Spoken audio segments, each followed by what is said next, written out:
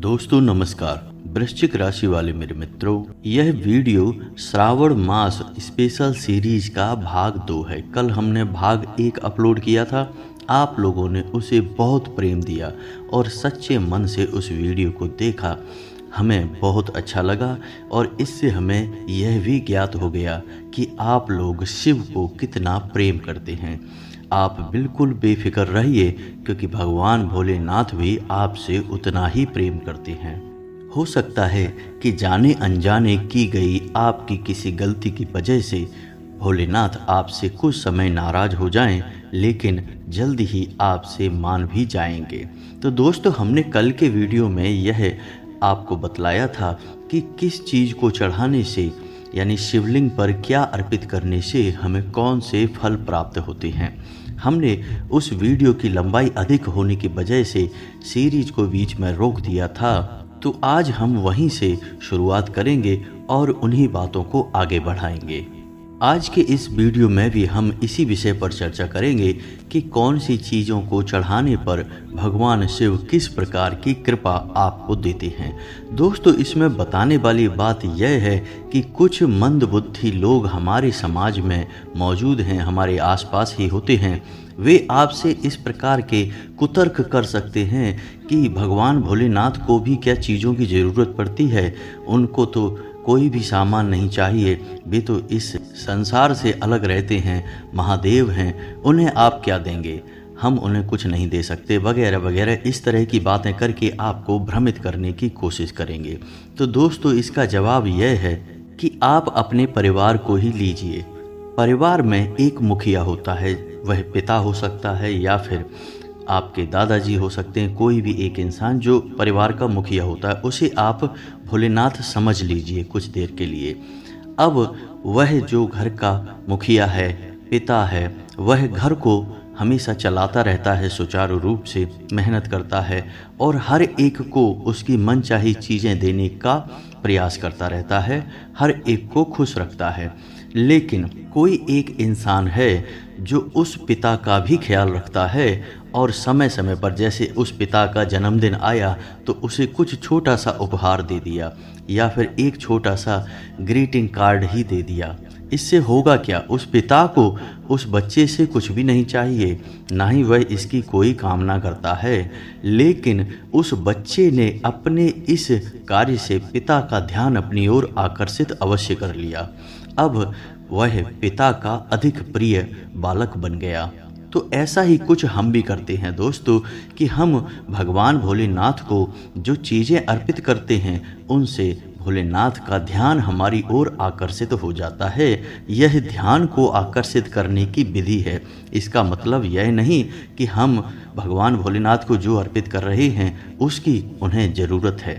कुछ लोग ऐसे कुतर्क करते हैं कि भगवान को हम दूध क्यों चढ़ाएं, क्या उन्हें दूध की आवश्यकता है? जी नहीं, उन्हें किसी चीज़ की आवश्यकता नहीं है और हमारा तो इतना बल भी नहीं कि हम भोलेनाथ को कुछ अर्पित कर सकें, इतनी हमारी हैसियत ही नहीं है। लेकिन हम तो उनके छोटे छोटे बालक हैं और हम अपने इन छोटे छोटे प्रयासों से अपने परम पिता को प्रसन्न करने का प्रयास करते हैं, उनका ध्यान आकर्षित करने की कोशिश करते हैं, जिससे उनकी अधिक कृपा हमारे ऊपर बरसने लगती है। जी हाँ दोस्तों, तो उम्मीद है कि आपको यह सब बातें समझ में अच्छी तरह से आ चुकी होंगी। दोस्तों, श्रावण का पवित्र मास चल रहा है, सब कुछ शिवमय है, जहाँ देखो वहाँ शिव के दर्शन हो रहे हैं और आप भी इस पवित्रता का एहसास अपने मन में बनाकर रखें। सुबह शाम दिन रात जब भी आपको समय मिले, शिव का नाम जपना ना भूलें, शिव शिव कहना ना भूलें और भगवान भोलेनाथ का नाम लेने के लिए ना तो कोई समय की पाबंदी है और ना ही कोई विशेष परिस्थिति की आवश्यकता है। आप जिस जगह पर जिस परिस्थिति में हैं वहाँ भोलेनाथ को याद कर सकते हैं। तो चलिए दोस्तों, वीडियो में आगे बढ़ते हैं, लेकिन आपसे एक निवेदन है कि कमेंट में पूरे भक्ति भाव के साथ जय माँ भद्रकाली अवश्य लिखें, ओम नमः शिवाय अवश्य लिखें। माँ भद्रकाली और भगवान भोलेनाथ आपके ऊपर कृपा बनाए रखेंगे। तो दोस्तों, हम आपको बता दें कि भगवान भोलेनाथ को आपके अंदर एक चीज ऐसी है जो बिल्कुल भी पसंद नहीं है और आप भगवान के क्रोध के भाजन बन सकते हैं, और वह चीज है अभिमान।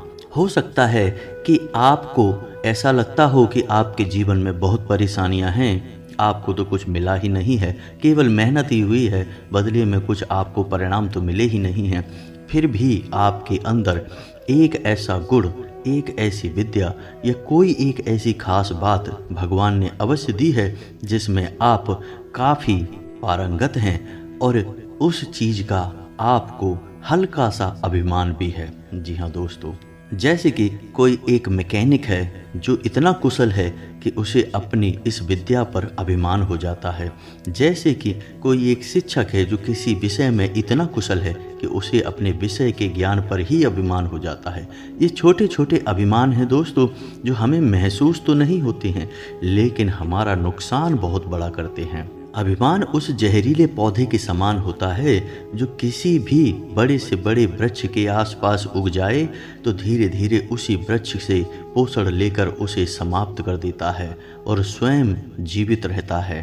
तो आपको जो भगवान ने विशेष गुण दिया है, विशेष विद्या दी है, उस पर आपको भूले से भी अभिमान नहीं करना है, और आपको ध्यान देना है कि उस विषय में आपके मुख से कुछ ऐसी बातें ना निकल जाएं जिससे लोगों को बुरा लग जाए, उनका मन दुखी हो जाए। जी हाँ दोस्तों, बस इतनी सी बात आपसे कहनी थी, क्योंकि शिव के इस पवित्र महीने में आपको जितना हो सके उतना मन से पवित्र रहना है। तो चलिए दोस्तों, अब ध्यान से सुनिए कि किन चीज़ों को चढ़ाने से क्या फल प्राप्त होते हैं। सबसे पहले, यदि किसी इंसान के विवाह में देरी हो रही है, चाहे वह लड़का है या लड़की है, और यदि वह प्रेम विवाह में कामयाब होना चाहता है, यानी कि सकुशल प्रेम विवाह करना चाहता है, तो ऐसी स्थिति में उसे शिवलिंग पर केसर युक्त दूध चढ़ाना चाहिए। जी हाँ दोस्तों, केसर युक्त दूध चढ़ाने से विवाह में हो रही परेशानियाँ, यानी कि यदि आपके वैवाहिक जीवन में भी किसी प्रकार की परेशानी चल रही है, यानी आपके जीवन साथी का आपके ऊपर ध्यान नहीं रहता है, या उनका मन कहीं और लग चुका है, या कोई भी और, जैसे आपके वैवाहिक जीवन में झगड़े होते हैं या मनमुटाव रहता है, किसी भी प्रकार की बाधा है, तो आप शिवलिंग पर केसर युक्त दूध चढ़ाएं। इस सावन के पवित्र महीने में आप देखेंगे कि कुछ ही दिनों में चमत्कार होने शुरू हो जाएंगे। आपका जीवन साथी आपसे प्रेम करना शुरू कर देंगे, आपके ऊपर ध्यान देना शुरू कर देंगे। जिनको प्रेम विवाह करना है, प्रेम में कामयाब होना है, उनको भी सकारात्मक माहौल देखने को मिलेगा, और जिनके विवाह में देरी हो रही है किसी कारणवश, वह देरी भी अब नहीं होगी। जल्द से जल्द विवाह की खबरें मिलनी शुरू हो जाएंगी। ओम नमः शिवाय। दोस्तों, यदि आप खेतीबाड़ी का कार्य करते हैं, यानी किसान हैं, और आपको मन चाही फसल प्राप्त नहीं हो रही, जैसे आपने उम्मीद लगाई थी कि आपको इतनी फसल मिलेगी, लेकिन किसी कारणवश नुकसान हो जाता है या फसल का सही मूल्य प्राप्त नहीं होता है और आपको निराशा ही हाथ लगती है, तो ऐसे में आपको शिवलिंग पर जौ चढ़ाने चाहिए। जी हाँ दोस्तों, जौ चढ़ाने से भगवान भोलेनाथ बहुत प्रसन्न होते हैं और आपको कृषि कार्यों में उन्नति देते हैं, सफलता देते हैं। आपने जो मन में सोच रखा था वैसी सफलता आपको प्राप्त हो जाएगी। आप इस सावन के पवित्र महीने में यह कार्य अवश्य करें। अब यदि आपका कोई एक ऐसा कार्य है जिसमें बाधाएं आ रही हैं, जैसे कोर्ट में कोई केस पड़ा हुआ है, या फिर कोई विवाद चल रहा है, या फिर आप कोई कार्य करना चाहते, जैसे कि किसी एग्ज़ाम की तैयारी कर रहे हैं या किसी विशेष कार्य की तैयारी कर रहे हैं और लगातार उसमें बाधाएं उत्पन्न हो रही हैं, तो उन बाधाओं को दूर करने के लिए, अपनी इच्छा की पूर्ति के लिए शिवलिंग पर काले तिल चढ़ाने चाहिए। जी हाँ दोस्तों, काले तिल अर्पित करने से आपके कार्यों में जो बाधाएं आ रही हैं वे दूर होने लगेंगी और आपके कार्य निर्विघ्न पूर्ण होने शुरू हो जाएंगे। अब यदि आप व्यापारी हैं, और हर एक व्यापारी का सपना होता है कि उसका व्यापार अच्छा चले, उसे खूब फायदा हो, लाभ हो, जिससे उसका जीवन सुंदर हो, वह अपने जीवन की सारी खुशियों का आनंद ले सके। तो यदि आपके व्यापार में मन चाहे वृद्धि नहीं हो पा रही है, मन चाहे लाभ प्राप्त नहीं हो पा रहे हैं, तो ऐसे में आपको शिवलिंग पर चंदन चढ़ाना चाहिए। जी हाँ दोस्तों, चंदन आप कैसा भी चढ़ा सकते हैं, चाहे वह लाल हो, सफ़ेद हो, पीला हो, कोई फर्क नहीं पड़ता है। लेकिन चंदन को चढ़ाने से व्यापार में उन्नति और वृद्धि दोनों चीज़ें होती हैं दोस्तों, यानी आपको लाभ भी होंगे और आपका व्यापार बड़ा भी होगा, शुभ अवसर आपके सामने आने लगेंगे। जी हाँ दोस्तों, इसी प्रकार यदि आपके परिवार का कोई सदस्य है जो लगातार मेहनत कर रहा है और कई प्रयासों के बाद भी उसे कामयाबी हासिल नहीं हो पा रही है, तो ऐसी स्थिति में आपको उसकी चिंता रहती होगी कि ये क्यों नहीं कामयाब हो पा रहा, कुछ इसके जीवन में भी अच्छा हो जाए। तो यदि आपके मन में कुछ इस प्रकार की चिंताएं हैं, आपके परिवार के सदस्य की तरक्की नहीं हो पा रही है, तो आपको ऐसे में शिवलिंग पर घी चढ़ाना चाहिए। लेकिन दोस्तों याद रखना कि घी गाय का हो और शुद्ध हो। तो घी चढ़ाने से आपके परिवार के किसी भी सदस्य की जो रुकावट है जीवन में, वह दूर हो जाएगी और उसकी भी उन्नति होने लगेगी। अब मैं यहाँ पर आपको एक बात और बता दूं दोस्तों कि आपकी राशि के जो जातक होते हैं, उन्हें अपनी खुशी से कहीं अधिक अपने परिवार की, अपने प्रियजनों की खुशी का ज़्यादा ख्याल होता है। आप लोग बहुत ही भावुक प्रवृत्ति के इंसान होते हैं। जी हाँ दोस्तों, आप लोग दूसरों को खुश करने में बहुत मेहनत करते हैं, कभी कभी तो अपना नुकसान भी करवा लेते हैं। तो हम जानते हैं कि आपको निश्चित ही इस प्रकार की चिंताएं भी कभी न कभी अवश्य सताती होंगी कि आपके परिवार में किसी न किसी का जीवन रुका पड़ा है। तो ऐसे में आप इस उपाय को आजमाएं, भगवान भोलेनाथ आपकी यह मनोकामना भी पूर्ण कर ही देंगे। इसी प्रकार हमारे एक सब्सक्राइबर ने कल हमसे कमेंट करके पूछा कि उनके घर में एक बालक है और उसके शरीर पर सफ़ेद निशान हैं। जी हाँ दोस्तों, यदि आपके परिवार में भी किसी व्यक्ति को या आपको स्वयं को कोई ऐसी बीमारी है जिससे आप परेशान रहते हैं, लगातार वह बीमारी आपको परेशान करती रहती है, तो ऐसे में आपको इस श्रावण मास में एक अच्छा मौका मिला है जिससे भगवान भोलेनाथ आपकी वह बीमारी हर लेंगे। तो आपको करना यह है कि आपको शिवलिंग पर जल चढ़ाना है और उस जल में लाल चंदन मिला लेना है। जी हाँ दोस्तों, लाल चंदन मिला हुआ जल भगवान भोलेनाथ के शिवलिंग पर चढ़ाना है और कुंदकेश्वर महादेव को मन में याद करना है। जी हाँ दोस्तों, कुंदकेश्वर महादेव के नाम से जब आप शिवलिंग पर जल अर्पित करेंगे तो वह जल आपके जीवन में अमृत के समान कार्य करेगा और आपकी बीमारी को हर लेगा।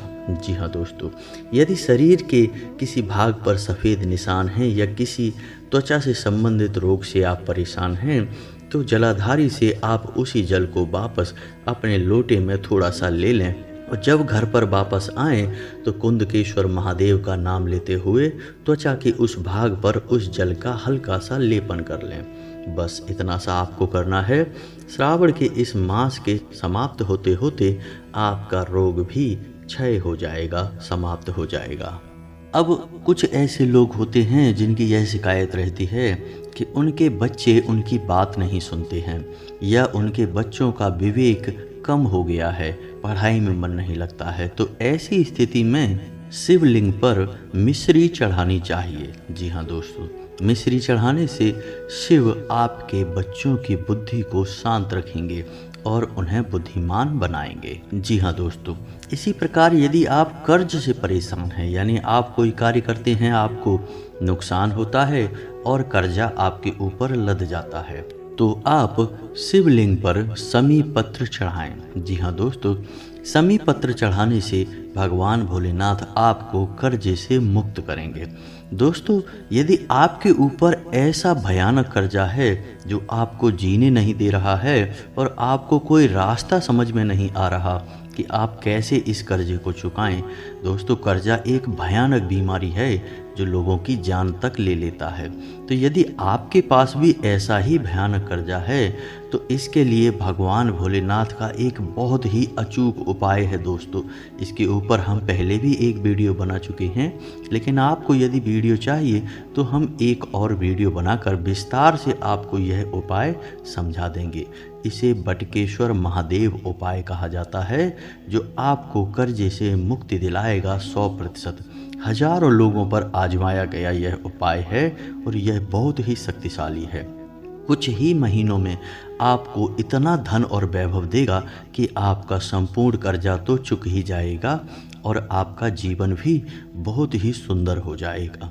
इसी प्रकार दोस्तों, यदि आपके घर में यह समस्या है कि आपके घर में पैसा आता तो खूब है, यानी आपकी आमदनी अच्छी होती है, लेकिन पैसा बाहर भी चला जाता है, यानी आप उसे रोक नहीं पाते हैं। जैसे ही पैसा घर में आता है, कुछ न कुछ ऐसा जीवन में होने लगता है कि वह पैसा चला भी जाता है, यानी जिस प्रकार आया उसी प्रकार चला गया। आपने उसका विशेष लाभ भी नहीं ले पाया और वह पैसा चला भी गया, आप जस के तस हो गए।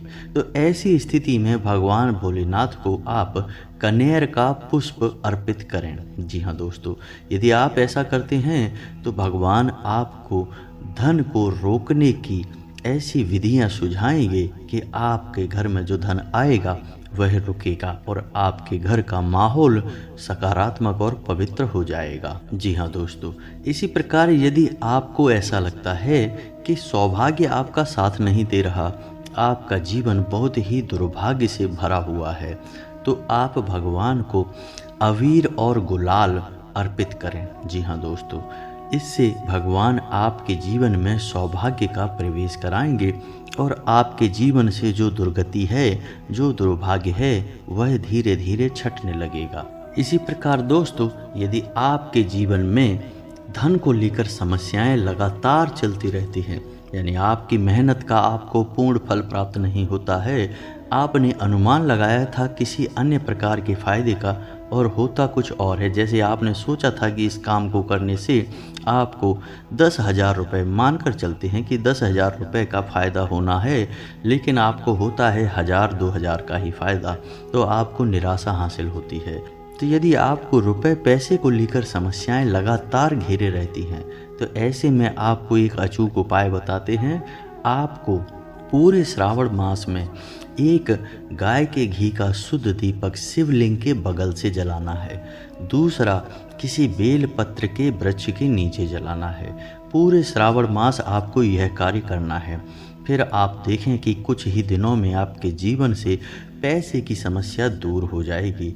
आपने जितना सोचा था उससे भी कहीं अधिक बढ़कर आपको लाभ प्राप्त होने शुरू हो जाएंगे।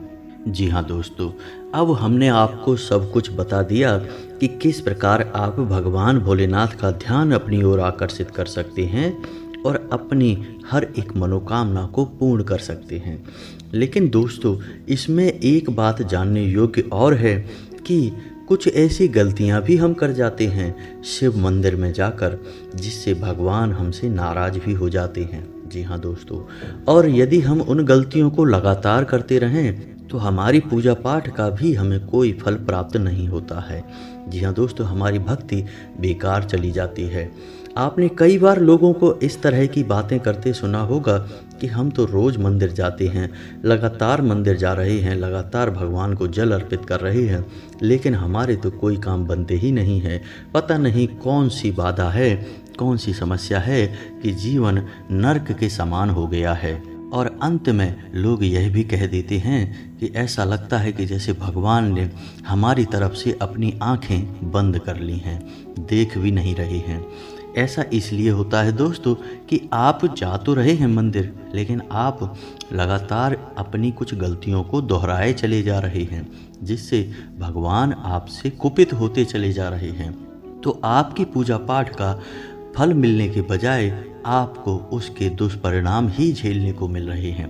जी हाँ दोस्तों, भगवान एक सकारात्मक ऊर्जा है, लेकिन यदि आपके कर्मों में नकारात्मकता आ जाएगी तो वह सकारात्मक ऊर्जा चाहकर भी आपको लाभ नहीं पहुंचा पाएगी। जैसे कि कुछ लोग ऐसा करते हैं कि मंदिर गए और उन्होंने फल वगैरह जो भगवान भोलेनाथ को अर्पित करने हैं वे सीधे ले जाकर जलाधारी के ऊपर रख दिए। ऐसा आपको भूलकर भी नहीं करना है। आप जलाधारी पर चंदन लगा सकते हैं, पुष्प अर्पित कर सकते हैं, कोई फल नहीं रख सकते हैं, कोई भारी सामान नहीं रख सकते हैं। ऐसा करने से आपके काम बनते बनते रुकने लगेंगे, आपके काम अटकने लगेंगे। जी हाँ दोस्तों, कहीं पैसे का लेन देन होगा तो वह रुक जाएगा। व्यापार हो या नौकरी हो, बाधाएं आपको परेशान करती रहेंगी, मानसिक चिंताएं आपको लगातार घेरे रहेंगी।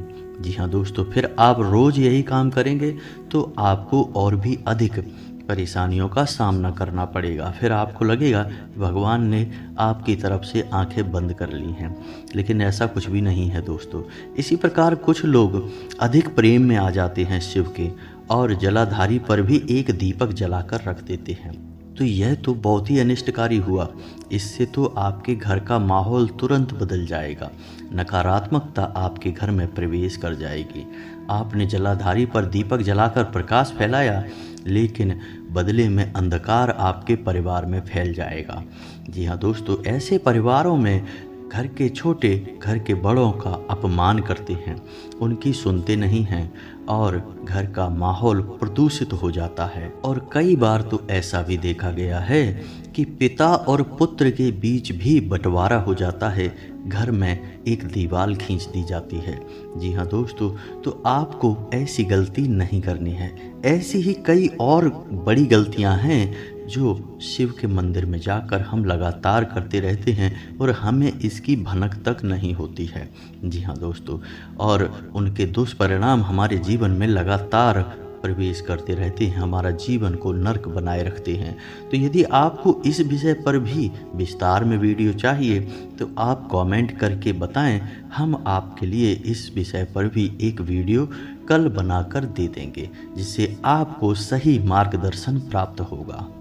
और वह हमारा इस श्रावण मास की पवित्र वीडियो सीरीज का भाग 3 होगा। तो आपको कमेंट में लिखना है भाग 3 चाहिए, तो हम समझ जाएंगे और आपके लिए वीडियो बना देंगे। जी हाँ दोस्तों, इसी के साथ आज का वीडियो समाप्त करते हैं। कमेंट में पूरे भक्ति भाव के साथ जय माँ भद्रकाली, ओम नमः शिवाय, जय भोलेनाथ अवश्य लिखें। मिलते हैं अगले ज्ञानवर्धक वीडियो में, तब तक के लिए धन्यवाद।